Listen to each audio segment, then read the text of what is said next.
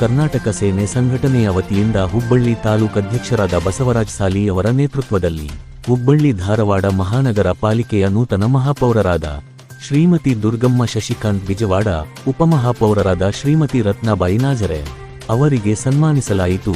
ಕರ್ನಾಟಕ ಸೇನೆಯ ಧಾರವಾಡ ಜಿಲ್ಲಾ ಘಟಕದಿಂದ ಹುಬ್ಬಳ್ಳಿ ಮಹಾನಗರ ಪಾಲಿಕೆಯ ನಗರದಲ್ಲಿರುವ ತಗ್ಗು ಗುಂಡಿಗಳನ್ನು ಮುಚ್ಚಿಸಿ ಧೂಳು ಮುಕ್ತ ಹಾಗೂ ಎಲ್ಲ ಅಂಗಡಿಗಳ ಮೇಲೆ ಕನ್ನಡ ನಾಮಫಲಕಗಳು ಕಡ್ಡಾಯ ಮಾಡಬೇಕೆಂದು ಅವರೊಂದಿಗೆ ಚರ್ಚಿಸಿದೆವು.